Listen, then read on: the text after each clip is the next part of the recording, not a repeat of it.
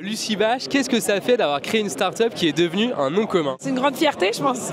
C'est vrai que c'était un peu mon rêve de me dire que plus tard, il y aurait dans les bureaux ou dans les frigos des gens, dans les cuisines, un bac Too Good To Go. Et aujourd'hui, effectivement, c'est le cas dans plein d'endroits. Donc ça fait trop plaisir. Et puis c'est une vraie histoire d'impact en fait. Aujourd'hui, on sauve 5 repas par seconde dans 20 pays du monde. Il y a 130 millions de personnes sur l'application Too Good To Go. Donc on est hyper fiers. Tu es engagé contre la surconsommation, contre le gaspillage dans ton nouveau projet notamment. Est-ce que c'est une opportunité business ou également une conviction personnelle ou les deux? Pour moi, l'entrepreneuriat, ça part toujours d'une conviction personnelle.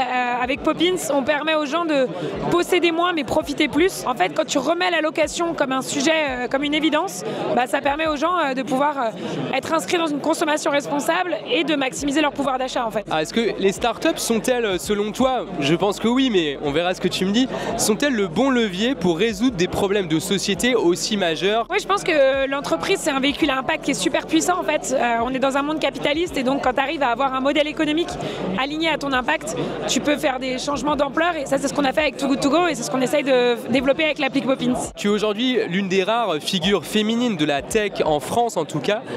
Les startups ont-elles un problème avec les femmes selon toi? Oui, je pense que le monde a un problème avec les femmes malheureusement.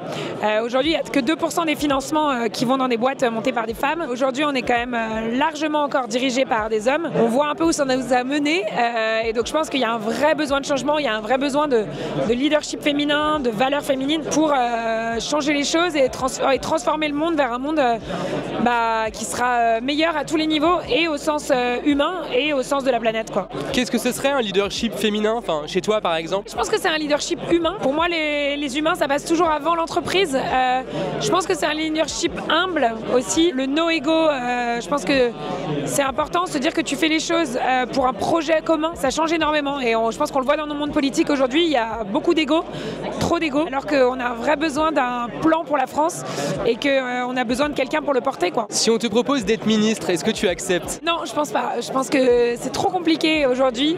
Je suis amoureuse dans mon pays et donc j'aurais envie quelque part de rendre service à la France si je m'en sens capable. Je pense que je me sentirais beaucoup moins impactante dans le monde de la politique que dans le monde de l'entreprise finalement.